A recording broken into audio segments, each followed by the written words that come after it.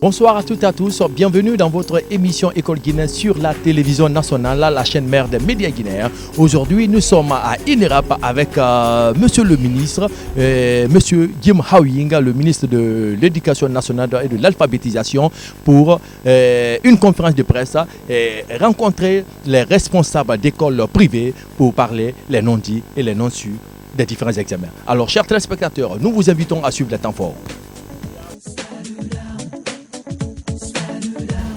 N'importe qui peut prendre la place du meilleur, n'importe qui, parce que quand la fraude est généralisée, elle est institutionnalisée, l'élève peut recopier la plume de l'enseignant, il recopie intégralement. Je vous dis, les années, il y avait des élèves qui recopiaient intégralement, et dans toutes les matières, il se retrouve bleu, il se retrouve meilleur. Et c'est celui-ci qui va représenter notre pays ailleurs hors du pays. Et nous respectons notre pays dans ça. Tant qu'on n'accepte pas d'être dur avec nous-mêmes, tant qu'on n'accepte pas d'imposer des décisions impopulaires pour qualifier notre système éducatif, nous n'irons nulle part, qu'on allons continuer à traîner. Nous allons continuer à traîner. Un mal, quand il est général, acceptons qu'il est général. Si ça peut déboucher à des solutions, acceptons. C'est un passage obligé. Que nous ne faisons pas maintenant. Quelqu'un d'autre viendra. Ça va durer 10 ans, 20 ans, 30 ans, 40 ans. Mais croyez-moi, quelqu'un viendra. Ça ne peut pas continuer. On ne peut pas continuer à construire le pays sur le faux. On ne peut pas, ce n'est pas possible. Aucun pays n'a évolué en continuant à construire le pays sur le faux. L'UNERAP a servi de cadre aujourd'hui d'un échange fructueux, un tête-à-tête entre les différents fondateurs d'écoles privées de la capitale et le ministre de l'enseignement préuniversitaire et de l'alphabétisation, en l'occurrence M. Guillaume Hawing, sous l'œil vigilant de tous les acteurs impliqués du système éducatif guinéen. Cela suite au faible taux de réussite aux différents examens nationaux. La question regroupe les fondateurs d'écoles, les cadres du département et autres. Nous avons initié une série de rencontres avec tous les partenaires associés aux écoles, notamment l'APAE, les PTF, les ONG, les fondateurs d'écoles, etc., etc. Aujourd'hui, nous étions avec les fondateurs. Nous leur avons rappelé leur rôle. C'est quoi une école ? C'est quoi un fondateur? Pourquoi on crée une école? On ne crée pas forcément une école pour s'enrichir. Certes, c'est une école privée où les enfants payent, mais ce n'est pas la seule vocation. L'école, d'abord, sa vocation, c'est quoi? C'est un centre d'instruction, d'éducation, un centre qui transforme les hommes. Un centre de savoir, de savoir-faire et de savoir-être. Aujourd'hui, force est de reconnaître que plusieurs écoles privées commencent à perdre cette notion de transformation de l'homme, cette notion d'inculquer le savoir et le savoir-faire à l'élève. Beaucoup ont aujourd'hui une vocation uniquement commerciale. Nous avons aussi rappelé aux écoles privées que eux et nous devons tous nous battre contre ces passages automatiques. Ne doivent être en classe supérieure que les élèves qui ont la moyenne d'être en classe supérieure. Mais si n'importe qui peut se retrouver en classe supérieure, avec 3 de moins, 4 de moins, 5 de moins, certains d'ailleurs, même s'ils n'ont pas suivi les cours, mais ils sont en classe supérieure, nous leur avons dit aussi que ce ne sont pas de bonnes pratiques. C'est tout ce qui dégrade l'école guinéenne et l'éducation guinéenne. Donc nous avons dans les perspectives promis de continuer avec eux, de vulgariser des textes qui régissent le fonctionnement des écoles privées. Donc nous sommes en train de travailler en commun accord, en synergie, nous allons travailler ensemble pour que nous puissions ensemble relever ce défi du système éducatif guinéen. Aujourd'hui, force est de reconnaître que plusieurs écoles privées commencent à perdre cette notion cette notion de transformation de l'homme, cette notion d'inculquer le savoir et le savoir-faire à l'élève. Beaucoup ont aujourd'hui une vocation uniquement commerciale. Nous avons aussi rappelé aux écoles privées que eux et nous devons tous nous battre contre ces passages automatiques. Ne doivent être en classe supérieure que les élèves qui ont la moyenne d'être en classe supérieure. Mais si n'importe qui peut se retrouver en classe supérieure, avec 3 de moins, 4 de moins, 5 de moins, certains d'ailleurs, même s'ils n'ont pas suivi les cours, mais ils sont en classe supérieure, nous leur avons dit aussi que ce ne sont pas de bonnes pratiques. C'est tout ce qui dégrade l'école guinéenne et l'éducation guinéenne. Donc nous avons dans les perspectives promis de continuer avec eux, de vulgariser des textes qui régissent le fonctionnement des écoles privées.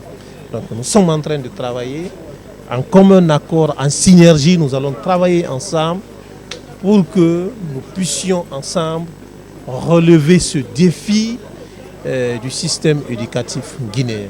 Nous nous sommes dit que les aînés, les anciens ministres, ils ont de l'expérience à revendre. Alors nous avons dit qu'il faut presser leurs têtes, prendre tout ce qui est bon pour le bien de l'école guinéenne. Donc nous sommes en collaboration avec eux, nous les écoutons, ils ont beaucoup d'expérience, nous avons encore à apprendre d'eux. Donc voilà pourquoi nous avons initié, il faut toucher à tout le monde, l'école c'est une affaire de tous, tout le monde se retrouve dans les problèmes de l'école. Voilà pourquoi ces anciens ministres, ce n'est pas fini. Nous avons commencé, ça continue. Alors ces anciens ministres, nous allons continuer à les consulter, à travailler ensemble pour que nous puissions hisser haut l'école guinéenne. Bon nombre de personnes ont trouvé les résultats catastrophiques. Mais par contre, les autorités éducatives s'en félicitent pour avoir donné les résultats qui reflètent le niveau de l'élève guinéen. Ce qu'on a retenu de fondamental, c'est le franc-parler de son Excellence, Monsieur le Ministre. Il a touché tous les aspects des écoles privées et nous le félicitons pour ça. Et nous l'encourageons des problèmes posés par ces écoles privées, que Dieu l'assiste dans la résolution de ces problèmes-là. L'émission École guinéenne continue. Son périple, à présent, je suis avec le nouveau directeur. On parle de la formation, la formation continue des enseignants. Et là, vous voyez réellement que les résultats sont presque catastrophiques.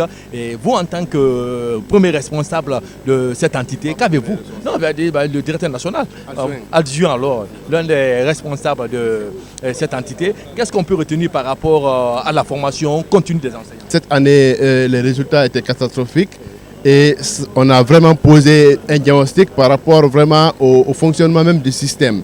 Et parmi les mesures urgentes, Monsieur le ministre vient de l'annoncer dans son discours, c'est la formation continue du personnel enseignant. Et donc, on est en train vraiment de travailler, de s'activer pour vraiment renforcer la capacité des enseignants au niveau national. Et ça, on a déjà analysé les résultats des examens et on a constaté que la plupart des enfants n'ont pas assez de niveau en français et en calcul. C'est pourquoi nous allons beaucoup plus accentuer au niveau du primaire la formation des formateurs au niveau de français et calcul. Donc pour un peu rehausser la qualité de la formation de nos élèves, pour qu'à l'avenir, on puisse vraiment avoir des résultats escomptés. On ne se limite pas seulement aux enseignants de l'élémentaire, nous allons élargir la formation à l'ensemble des enseignants, non seulement au niveau de l'élémentaire, mais aussi au niveau du secondaire et sur toutes les territoires nationales. Très bientôt, comme le ministre vous a annoncé, à partir de la semaine prochaine, on est déjà en train de travailler et déjà le projet est à maturité. Et dès la semaine prochaine, nous allons lancer, et vous serez invités d'ailleurs, nous allons lancer sur toutes les entités nationales la formation des enseignants pendant ces vacances-là. Alors, bon nombre ne connaissent pas d'abord votre parcours. Est-ce qu'on peut connaître qui vous êtes? Bon, moi, c'est Ibrahim Debari. Je suis sortant de l'école normale supérieure de Manéa. J'ai enseigné, d'abord j'ai commencé par le lycée 2 octobre. J'ai dispensé les cours d'économie. De là, je suis allé au lycée Yimbaya. J'ai dispensé les cours d'économie, toujours dans tous les lycées de Imbaya.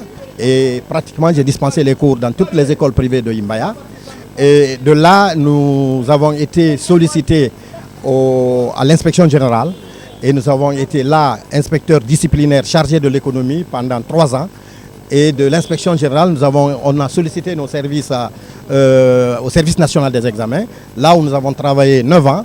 Et de là, nous avons continué notre chemin et nous avons travaillé à la direction nationale de l'enseignement secondaire, n'est-ce pas? Et c'est de là que nous avons été nommés directeur communal de l'éducation de Matam. Bien, alors avec tout ce bagage, je vois en vous que vous êtes un spécialiste, vous connaissez bien ce domaine. Et les résultats sont enfin connus sur toute l'étendue du territoire national. Et en tant que spécialiste, qu'est-ce qu'on peut retenir? Quelle analyse faites-vous de ces résultats-là? Les résultats, comme vous le dites, nous l'avons connu tous, n'est-ce pas? Ce sont des résultats qui ont reflété la réalité du terrain, n'est-ce pas? Ce sont des résultats qui ont reflété le système de l'enseignement-apprentissage. Il faut le reconnaître. Il y en a qui se disent que les résultats sont catastrophiques. Nous disons non, que ces résultats ne sont pas catastrophiques. Ces résultats qui ont été acquis dans les salles d'examen qui ont été proclamés. C'est plutôt le chemin qui a abouti à ces résultats, c'est ce chemin-là que nous appelons catastrophique. Et c'est pourquoi tout le monde est responsable.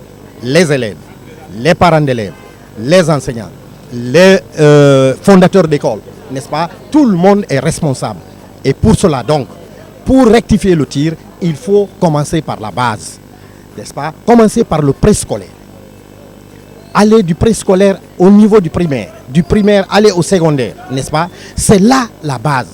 Essayez de régulariser les passages entre les classes intermédiaires, n'est-ce pas? Je vous assure, si nous avons les meilleurs élèves dans les classes d'examen, nous aurons les meilleurs résultats. Mais ce n'est pas dans une classe d'examen qu'il faut former un candidat, n'est-ce pas? C'est partir de la base pour le faire. C'est pourquoi c'est l'occasion pour nous de lancer un appel, n'est-ce pas? Surtout à mes enseignants, aux enseignants de Matam, pour dire qu'il faut se remettre en cause. Il faut se remettre en cause, essayer de voir, de rectifier le tir, que chacun prenne ses responsabilités pour nous permettre d'avoir un enseignement de qualité. Que le changement ne commence pas par la base. Est-ce qu'il n'est pas on n'est pas parti un peu plus tôt et un peu plus vite au besoin? Est-ce que c'est seulement les élèves le problème? C'est ce que je venais de dire. Je dis que c'est un problème national. Le système éducatif guinéen tourne autour de 4 piliers. C'est les parents d'élèves, les enseignants, n'est-ce pas, et l'État. Et quel doit être le rôle de chacun? Chacun doit jouer son rôle pour avoir un examen crédible et appréciable de tout le monde, n'est-ce pas? Chacun connaît son rôle. Il suffit de jouer. Nous parlons aujourd'hui d'État général de l'éducation. Nous ne sommes pas tellement partants pour cela. À partir du moment où nous avons tellement fait de conférences, de réunions autour du système éducatif, il faut faire sortir les documents des tiroirs pour les appliquer sur le terrain. N'est-ce pas? À Matam, actuellement, nous sommes en train de voir comment prendre un maître, une classe. Le maître qui sera au certificat d'études élémentaires, pardon, au CP, il va partir évoluer avec ses élèves jusqu'au CE. Du CE, celui qui est là au CE, il évolue avec ses élèves jusqu'au CM. N'est-ce pas? Un maître, une classe. Est-ce qu'il n'y aura pas un problème d'enseignants qui va se poser et c'est là où, c'est là où l'État doit intervenir pour recruter le plus tôt que possible les enseignants. Pour le moment, il faut utiliser les moyens de bord, n'est-ce pas? Utiliser par exemple les classes à double vacation, n'est-ce pas? Pour essayer d'endiguer le besoin. À Matam, par exemple, nous allons expérimenter l'année dernière, nous allons continuer cette année, n'est-ce pas, pour utiliser au niveau du secondaire des professeurs à cheval. C'est-à-dire un professeur de français qui n'a pas 18 heures dans un lycée, il peut aller compléter ses heures dans un autre lycée. C'est ce que nous appelons des professeurs à cheval. Là, si tous les professeurs sont utilisés à plein temps, on peut plus ou moins endiguer les besoins. Mais il faut dire à l'État que les besoins sont là. Objectif, sensibiliser et transmettre aux fondateurs d'écoles privées les nouvelles politiques éducatives prônées par les nouvelles autorités. C'était un échange fructueux entre nos fondateurs d'écoles et représentants d'écoles avec le ministre de l'Éducation. J'avoue que ça a été vraiment un échange très fructueux, en tout cas parce que les messages qui ont été donnés de part et d'autre sont tombés dans de très bonnes oreilles. Et justement, il s'agit là des problèmes de l'éducation guinéenne. Et le ministre a franchement déroulé tout ce qu'il pense de comment qualifier cette éducation. Et je pense que, comme je l'ai dit, c'est un message qui est tombé dans de très bonnes oreilles. nous acceptons, c'est une façon de se remettre en cause. Les résultats de cette année ont été des résultats plus que conscientisants. Franchement, personne n'est fâché, il faut accepter comme tel. Pourquoi? Parce que si nous acceptons, je pense que nous pourrons préparer une bonne relève de demain. Les lauréats de cette année nous livrent leur secret de réussite. Tout ce travail, ce résultat, c'est vraiment dû à 9 mois de cours, de révision et un grand travail parce que je me suis vraiment aménagée afin de travailler dur. J'ai révisé tous les jours, 7 jours sur 7, à la maison, à l'école et moi-même aussi personnellement, tout et tout. Et mes professeurs m'ont aidé, les encadreurs, ils ont été patients, perspicaces et très tenaces avec moi. Et surtout mes parents qui ont su créer vraiment un cadre dans lequel j'ai pu travailler de façon très raisonnable.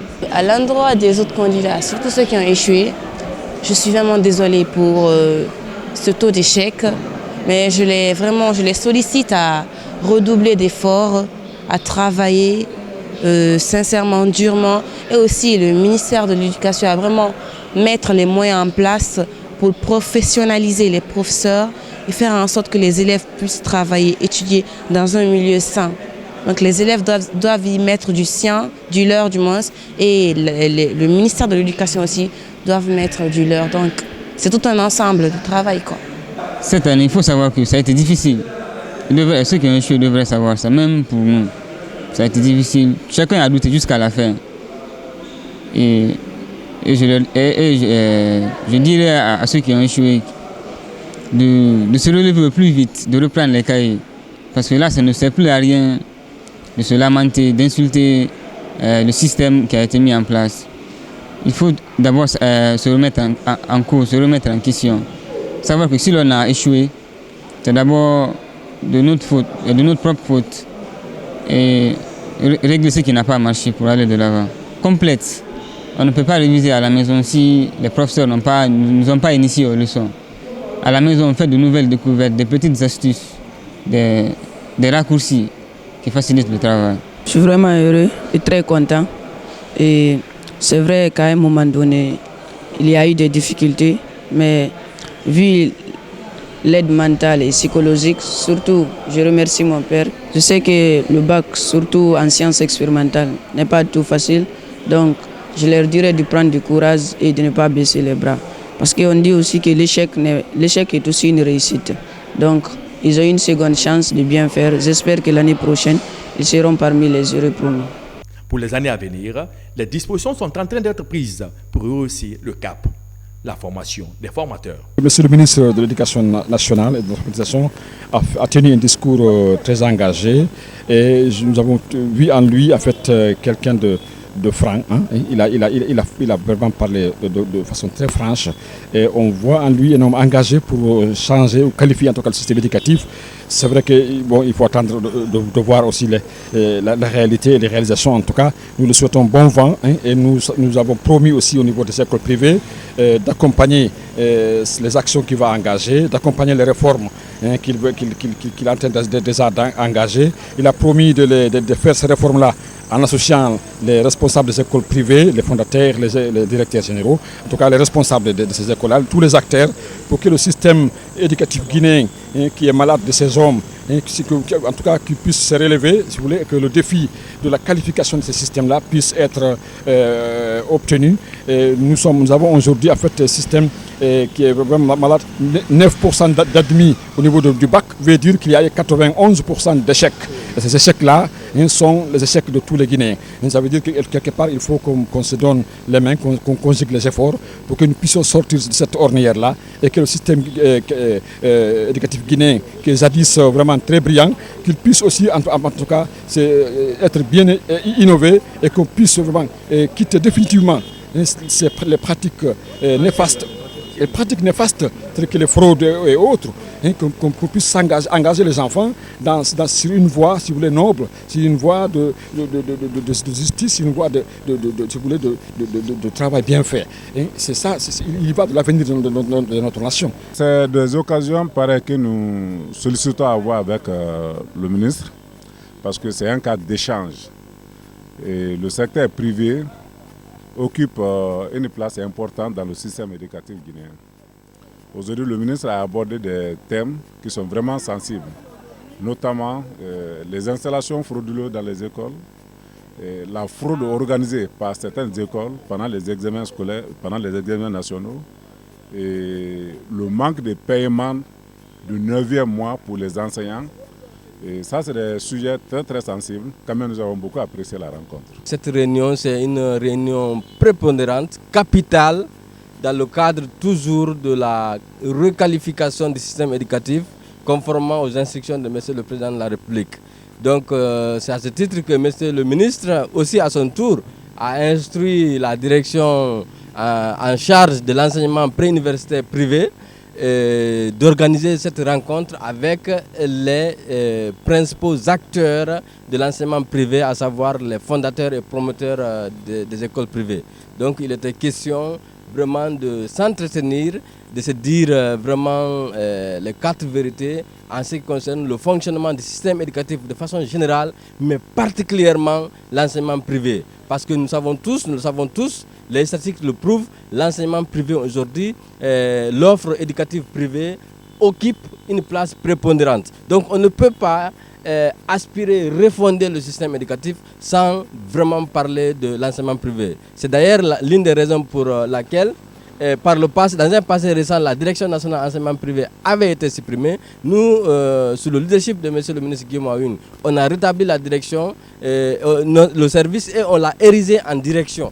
Donc en direction pour donner à cette direction beaucoup plus de pouvoir afin vraiment de piloter tout ce qui est enseignement privé en République de Guinée. Nous venons de connaître presque les résultats, les différents résultats des différents examens nationaux par rapport au faible taux de pourcentage. Quelle analyse faites-vous par rapport à ce taux? C'est l'équipe de M. Guillaume Aoun qui a osé, sous le leadership du CNRD, du président de la transition, qui a osé vraiment mettre sur la place publique, publier les vrais résultats des examens. Parce que ce n'est pas la première fois qu'on enregistre des taux aussi bas, des taux aussi bas lors des examens. Mais c'est la première fois ou l'une des rares fois que vraiment le quitus a été donné pour publier les résultats comme tels. Voilà, donc sans vraiment repêchage, sans aucun repêchage. Donc par le passé, les choses étaient politisées un peu. Moi je comprends parce que un régime de transition est différent d'un régime élu. Donc un régime de transition a beaucoup plus de marge de manœuvre pour poser les jalons, pour faire le diagnostic réel sans aucune considération politique. Donc ce n'est pas un régime politique, c'est un régime qui est là pour poser les jalons. Et on ne peut pas poser les véritables jalons, comme M. le ministre l'a dit, sur le mensonge. Donc on ne peut pas repêcher, faire semblant, faire savoir aux uns et aux autres que le taux d'admission c'est 30% ou 50% alors que c'est moins de 10%. Par rapport aux organisations de ces examens, quels sont les non-dits et les non-sus? Les non-dits et les non-sus, beaucoup n'avaient pas su par exemple que les feuilles d'examen étaient codifiées. Et de codifier, ce qui nous permettait de détecter quand il y a fuite, on peut savoir ça vient de quelle région. Je crois que c'est vers la fin des examens, les gens ont commencé à découvrir ça. Les non-dits, beaucoup ne savaient pas que cette fois-ci, la gestion des épreuves, des mal-cantines, des sujets, des mal-cantines, c'était une gestion beaucoup plus sécurisée. Par exemple, il y avait 4 clés cette année et il y avait 4 autorités, personnalités au niveau régional, au niveau préfectoral, au niveau sous-préfectoral qui détenaient les clés. Ça veut dire qu'aucune de ces personnalités ne pouvait ouvrir la mal-cantine en l'absence des 3 autres. Même les 3 ne pouvaient pas ouvrir en l'absence des 4 autres. Voilà, donc ça c'est entre autres. Il y avait aussi le non-dit aussi.